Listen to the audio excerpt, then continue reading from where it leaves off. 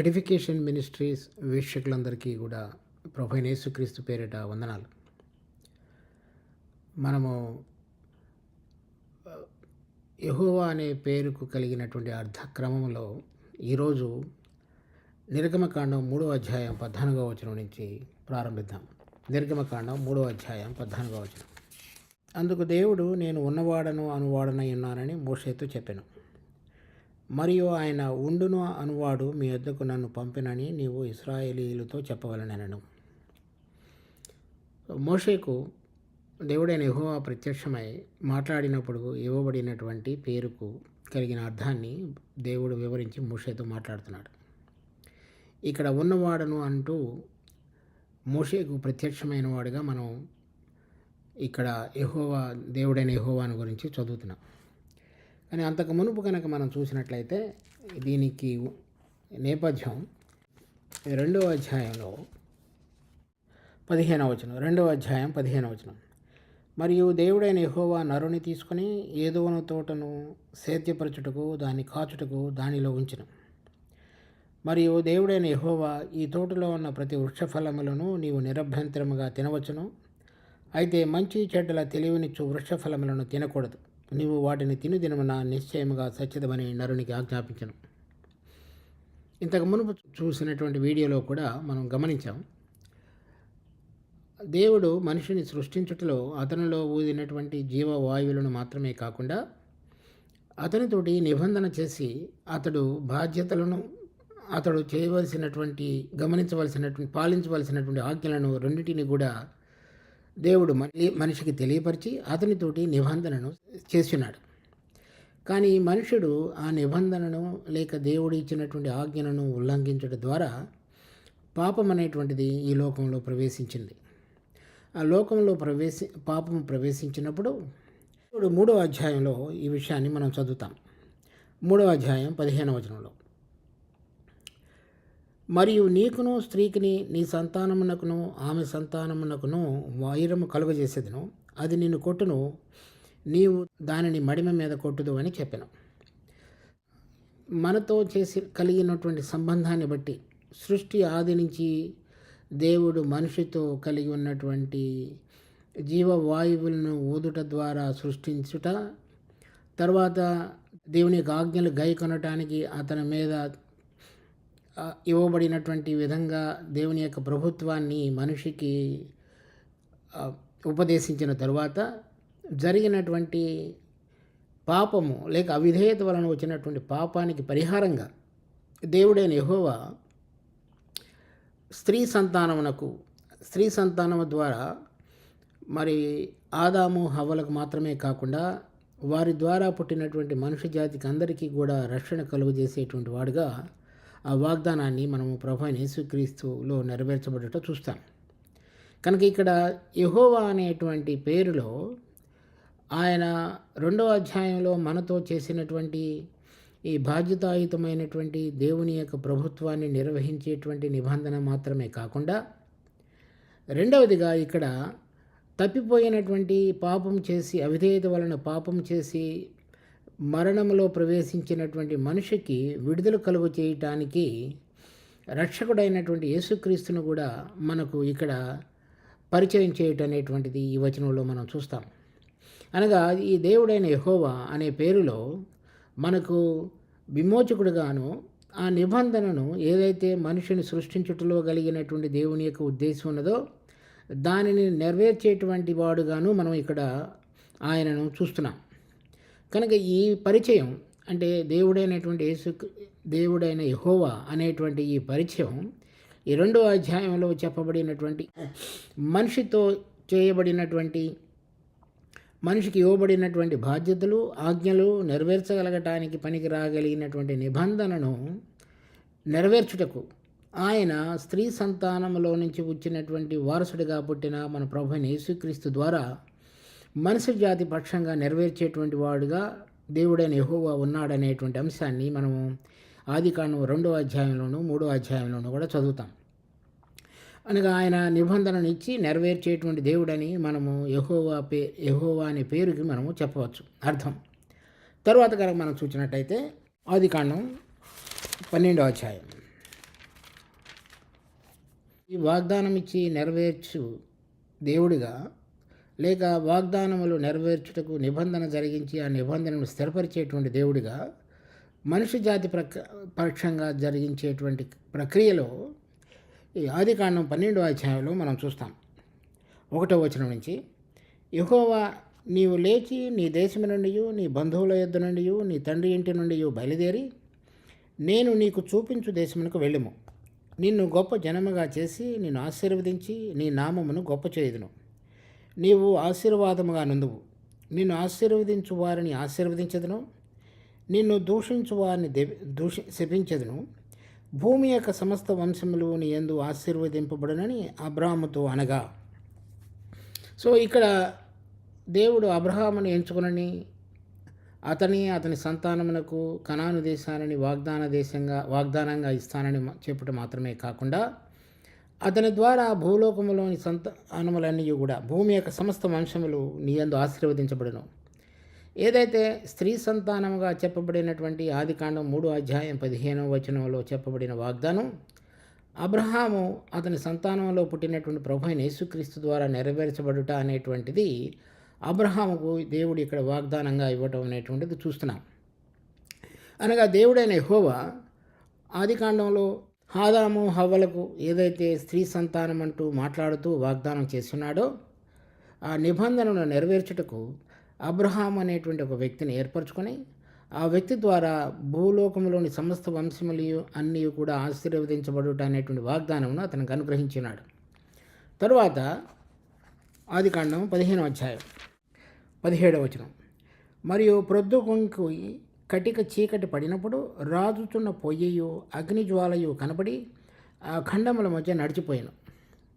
ఇక్కడ దేవుడు అబ్రహాంకి ఏదైతే వాగ్దానం అనుగ్రహించినాడో, ఆ వాగ్దానాన్ని ఇక్కడ ఒక నిబంధన ద్వారా దానిని స్థిరపరచుట అనేటువంటిది చూస్తున్నాం.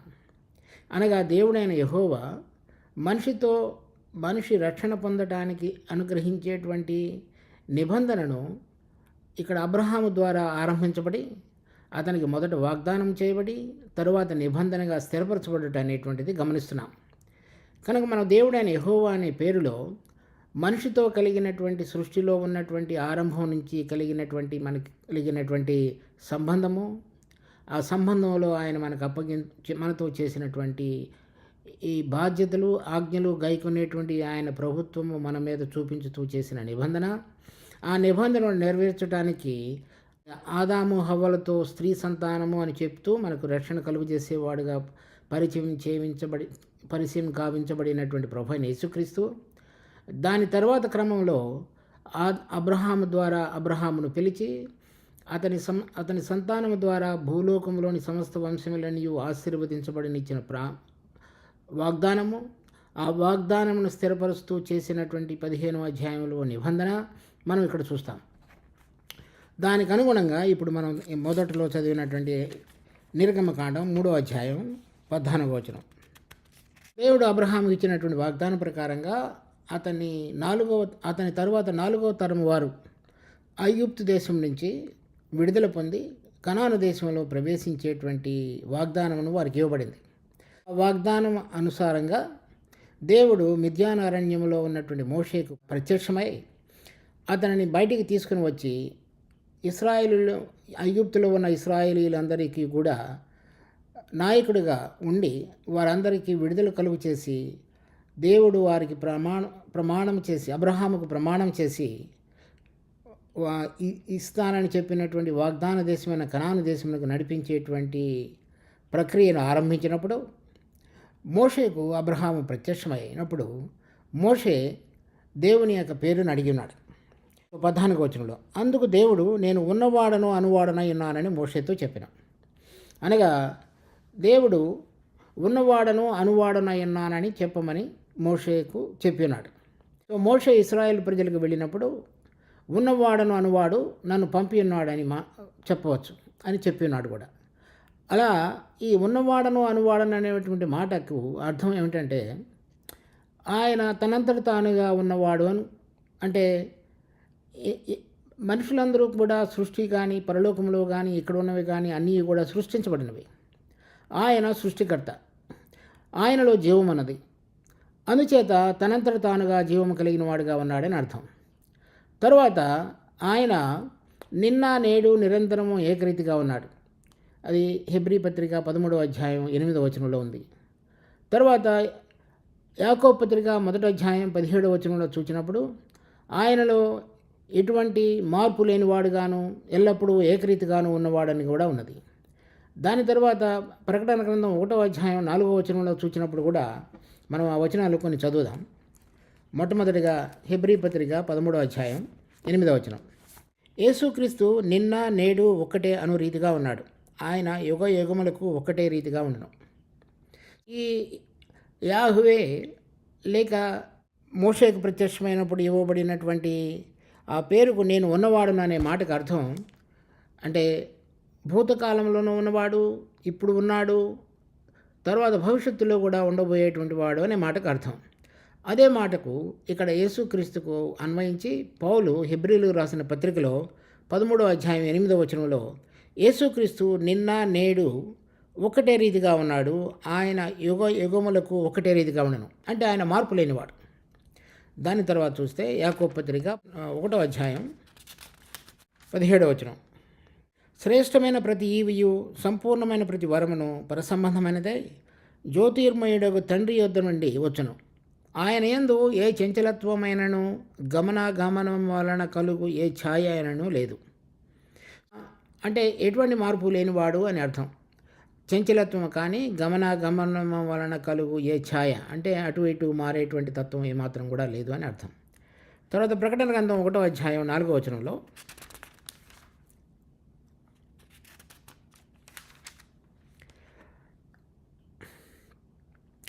యోహాను ఆసియాలో ఉన్న 7 సంఘములకు శుభమని చెప్పి ప్రాయనది. వర్తమాన భూత భవిష్యత్ కాలంలో ఉన్న వాని నుండి ఆయన సింహాసనం ఎదుటనున్న 7 ఆత్మల నుండి నేను ఉన్నవాడనన్న మాటకు అర్థం ఇది. ఆయన వర్తమాన భూత భవిష్యత్ కాలంలో ఉన్న వాని నుండి ఈ విధంగా చెప్పబడినటువంటి పేరులో ఆయన ఎల్లప్పుడూ ఏకరీతిగా ఉండి మార్పు లేనివాడుగా ఉండి తనంతట తానుగా జీవము కలిగిన వాడుగా ఉన్నాడు కనుక ఆయన ఇచ్చినటువంటి వాగ్దానం ఆదికాండం 3వ అధ్యాయం 15వ వచనంలోను, తర్వాత అబ్రహాముకి ఇవ్వబడినటువంటి వాగ్దానం ఆదికాండం 12వ అధ్యాయం 1వ వచనం నుంచి 3వ వచనం వరకు, తర్వాత 15వ అధ్యాయంలో ఆయన చేసినటువంటి ప్రమాణము, ఆయన చేసినటువంటి నిబంధన, ఇవన్నీ కూడా నెరవేర్చేటువంటి దేవుడిగా మనము దేవుడైనటువంటి యెహోవాను గురించి మనం ఈ దేవుని యొక్క వాక్యంలో చూస్తున్నాం. మనం చూసినప్పుడు ఆయన నిబంధనను చేసి నిబంధనను నెరవేర్చేటువంటి వాడుగా మనం గమనించగలుగుతున్నాం. సో ఈ విషయాన్ని అనేక మంది భక్తులు రకరకాలుగా ఆ పేరుకు తగినటువంటి విధంగా వాళ్ళ జీవితాలలో ఆయన పేరిట ప్రార్థన జరిగించుట మనం చూస్తాం. ఉదాహరణకి ఆదికాండం 4వ అధ్యాయంలో 26వ వచనం. మరియు షేతునకు కూడా కుమారుడు పుట్టెను, అతనికి ఏనోషు అని పేరు పెట్టెను. అప్పుడు యెహోవా నామమున ప్రార్థన చేయుట ఆరంభమైనది. ఇది మొట్టమొదటిసారి యెహోవా పేరిట ప్రార్థన చేయుట అనేటువంటి విషయాన్ని ఇక్కడ వర్ణించారు. సో తర్వాత ఈ కయీను హేబేలు తర్వాత ఆదాము హవ్వలకు పుట్టినటువంటి కుమారుడు షేతు. అతనికి పుట్టినటువంటి కుమారుడి పేరు ఏనోషు. ఏనోషు అనగా బలహీనుడు అని అర్థం. అప్పుడు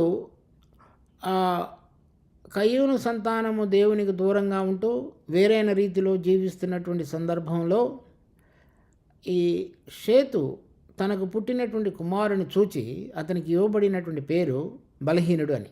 అంటే దేవుడి యొక్క నియమాన్ని అందుకునే విషయంలో దేవుడు కోరిన విధంగా ఆయన ఆజ్ఞలను గైకొని ఆయన యొక్క నిబంధనకు అనుసారంగా నడవగలిగినటువంటి శక్తి సామర్థ్యములు నాకు లేవు, నాకు అది కలుగు చేయు దేవుడు నీవే, ఆ దేవుడైన యెహోవా అంటే నన్ను సృష్టించుటలో కలిగినటువంటి నీ ఉద్దేశాన్ని చక్కగా నెరవేర్చుటకు సామర్థ్యం కలిగిన దేవుడువు అంటూ షేతు యెహోవా పేరిట ప్రార్థించున్నాడు.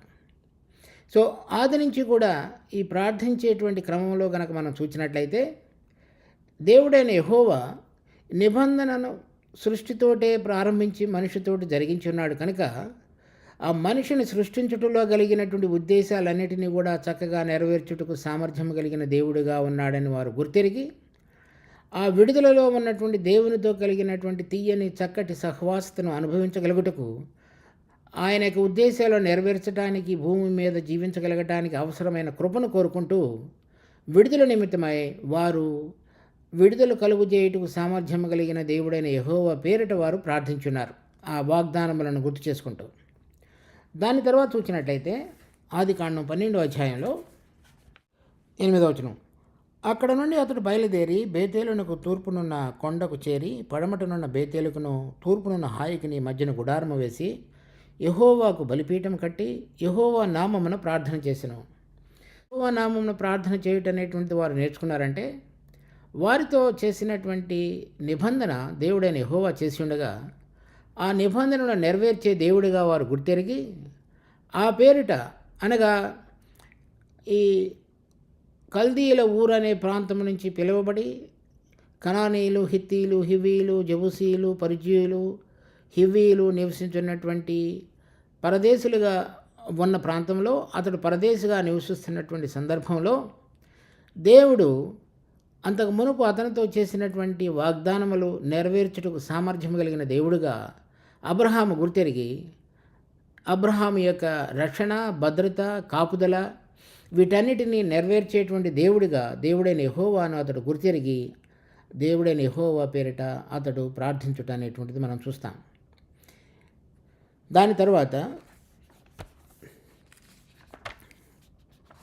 కీర్తనలు 116వ అధ్యాయం 12వ వచనం నుంచి, యెహోవా నాకు చేసిన ఉపకారములన్నిటికీ నేను ఆయనకేమి చెల్లించుదును. రక్షణ పాత్రను చేతపుచ్చుకొని యెహోవా నామమున ప్రార్థన చేసేదను. యెహోవాకు నా మొక్కుబళ్ళు చెల్లించెదను, ఆయన ప్రజలందరూ ఎదుటనే చెల్లించెదను. ఈ కీర్తనకారుడు ఎవరనేటువంటిది వ్రాయలేదు, కానీ ఇది బహుశా రాజు అయిన హిజ్కియా తను స్వస్థపరచబడిన తరువాత రాసినటువంటి కీర్తనలలో ఒకటై ఉండవచ్చు. ఆ సందర్భంలో రాజు స్వస్థత పొంది మరలా దేవుని చేత ఆయుష్కాలం పొడిగించబడినటువంటి సందర్భంలో అతడు విడుదల పొందిన వాడై తన యొక్క రోగం నుంచి తర్వాత అతడు పొడిగించబడినటువంటి జీవితకాలాన్ని గుర్తు చేసుకుంటూ ఈ రాసినటువంటి కీర్తనలో, నేను ఆయన నాకు చేసిన ఉపకారములన్నిటికీ, అంటే స్వస్థత తర్వాత తన యొక్క ఆయుష్ పొడిగించబడినటువంటి ఆ ఉపకారములన్నిటినీ కూడా దానికి తగిన విధంగా నేనేమి చెల్లించగలను. రక్షణ పాత్ర చేతపుచ్చుకొని యెహోవా నామమున ప్రార్థన చేసేదను, యెహోవాకు నా మొక్కుబళ్ళు చెల్లించేదను. అనగా అతనికి ఈ స్వస్థపరిచి దేవుడు అతడితో చేసినటువంటి నిబంధన ప్రకారంగా అతని యొక్క ఆయుష్ను పొడిగించి, అతను మరి యెషయా ప్రవక్త ద్వారా మాట్లాడి అతనితో చేసినటువంటి ఏదైతే వాగ్దానం ఉన్నదో దానికి అనుసారంగా అతడు స్వస్థపరచబడుట, ఆయుష్ పొడిగించబడుట అనేటువంటి రక్షణను ఇక్కడ చూచిన వాడే, యెహోవా పేరిట రక్షణ పాత్రను చేతబుట్టుకుని నేను నా మొక్కుబళ్ళు చెల్లించెదను. ఇక్కడ కూడా మనం చూసినట్లయితే ఆయన వాగ్దానం ఇచ్చి నిబంధనను నెరవేర్చేటువంటి దేవుడిగా రాజైన హిజ్కియా చూచి ప్రార్థిస్తున్నాడు. దాని తర్వాత మనం చూసినట్లయితే యావేలు గ్రంథం 2వ అధ్యాయం 32వ వచనం. యెహోవా సెలవిచ్చినట్లు సియోను కొండ మీదను యెరూషలేములోను తప్పించుకుని వారందరూ శేషించిన వారిలో యెహోవా పిలుచువారు కనబడదురు. ఆ దినమున యెహోవా నామమును బట్టి ఆయనకు ప్రార్థన చేయవారందరూ రక్షింపబడదురు. ఇది ఇశ్రాయేలీయులు చివరి దినాలలో దేవుడైన యెహోవా పేరిట ప్రార్థించినప్పుడు వారి యొక్క పట్టణము అన్యజనుల చేత చుట్టుముట్టబడి మరి అంత్యక్రీస్తు చేత నాశనానికి సిద్ధంగా ఉన్నటువంటి పరిస్థితులలో శేషించినటువంటి యూదులందరూ కూడా యెహోవా వైపు తిరిగి ఆయన పేరిట ప్రార్థించినప్పుడు వారందరూ కూడా రక్షించబడతారనేటువంటి ప్రవచనం ప్రవక్త అయినటువంటి యోవేలు ద్వారా మనం ఇక్కడ చదువుతున్నాం. అనగా ఈ ఆదికాండం 3వ అధ్యాయం 15వ వచనంలో ప్రారంభించబడి తర్వాత 15వ అధ్యాయంలో అబ్రహాముతో చేసినటువంటి నిబంధన ప్రకారంగా మనము ఆ క్రమం అంతటిలో కూడా ఇశ్రాయేలీయుల పక్షంగా దేవుడు ఏ విధంగా తన కార్యాన్ని జరిగిస్తూ చివరి వరకు వారిని నడిపించేటువంటి దేవుడిగా, నాయకుడిగా వాడు యెహోవా ఉన్నాడో మనం చూస్తాం. ఈ విషయాన్ని రోమాపత్రిక 10వ అధ్యాయంలో కూడా మనం చూస్తే 12-13, యూదుడని గ్రీసు దేశస్థుడని భేదము లేదు, ఒక్క ప్రభువే అందరికీ ప్రభు అయ్యుండి తనకు ప్రార్థన చేయు వారి అందరి ఎడల కృప చూపుటకు ఐశ్వర్యవంతుడై ఉన్నాడు. ఎందుకనగా ప్రభువు నామమును బట్టి ప్రార్థన చేయవాడెవడో వాడు రక్షింపబడును. ఈ వాగ్దానము 2వ అధ్యాయం 50 గ్రంథం 32వ వచనంలో చూసినప్పుడు అది ఇశ్రాయేలులకు వర్తించేదిగా కనబడుతున్నది. కానీ నూతన నిబంధనలో పౌలు అది ఇశ్రాయేలీలకు గ్రీసు దేశస్థులకు ఇద్దరికీ వర్తించేదిగా చెబుతూ అది ప్రభువు నామమును బట్టి ప్రార్థన చేయవాడెవడో వాడు రక్షింపబడును. ఈ వాగ్దానం ఆదికాండం 3వ అధ్యాయం 15వ వచనానికి మనందరినీ తీసుకువెళ్తుంది. కనుక ఇప్పుడు దేవుడు స్త్రీ సంతానములో పుట్టినటువంటి ప్రభు అయిన యేసుక్రీస్తు ద్వారా మనిషి జాతికి అందరికీ కూడా రక్షణ అనుగ్రహించి ఆయన మనుషుని సృష్టించుటలో మనము భూమి మీద రాజ్యం చేయటానికి పనికి రాగలిగినటువంటి విధంగా ఆయన స్థిరపరుస్తూ తన యొక్క నిబంధనను కొనసాగించేటువంటి దేవుడైన యెహోవాగా మనము ఈ వచనంలో మనం చూస్తాం. కనుక ఇప్పుడు ఎవరెవరైతే ఆయన యొక్క సువార్తను విని ఆయన రక్షకుడని గుర్తెరిగి ఆయన రాబో దినాలలో రాజుగా ఉండి ఆయన మనల్ని సృష్టించుటలో కలిగిన ఉద్దేశాలన్నిటినీ కూడా చక్కగా నెరవేర్చేటువంటి రాజుగా ఉన్నాడనే విషయాన్ని, మొదటిలో ఆదిలో ఆయన మనుషులతో చేసినటువంటి నిబంధనను చక్కగా నెరవేర్చే దేవుడని గుర్తెరగగలుగుట ఆ దేవుడైన యెహోవా అనే పేరుకు కలిగినటువంటి అర్థమైనది. ఈ విధంగా ఇక్కడకు మనం కొన్ని ఉదాహరణలు మాత్రమే చూసాం. ఇటువంటివి దేవుని యొక్క వాక్యంలో అనేకమైనవి మనం చూడవచ్చు. దేవుడైన యెహోవా అనే పేరు కనీసం 6000 సార్లు దేవుని యొక్క వాక్యంలో రాయబడినది. ఇక్కడ మనం చూసినటువంటి కొన్ని విషయాలలో ఆయన వాగ్దానమును నిబంధనను చేసి వాటిని నెరవేర్చి మనుషుల యొక్క రక్షణకు, మనుషులు దేవుని చేత సృష్టించబడుటలో కలిగినటువంటి ఉద్దేశాన్ని నెరవేర్చేటువంటి వాడుగా, మార్పు లేనటువంటి తనంతట తానుగా జీవము కలిగి మరి శక్తిమంతుడైన మనకు విడుదల కలుగు చేయుటకు సామర్థ్యం కలిగినటువంటి దేవుడైన యెహోవాగా మనం చూస్తున్నాం. దేవుడు ఈ వాక్యమును మనకు ఆశీర్వదించునుగాక. మా జీవము కలిగిన తండ్రి, దేవుడైన యెహోవా పేరిట ఆది నుంచి కూడా చేయబడినటువంటి ప్రార్థన ద్వారా మనుషులు రక్షించబడుట అనే విషయాన్ని మేము చూస్తున్నాం.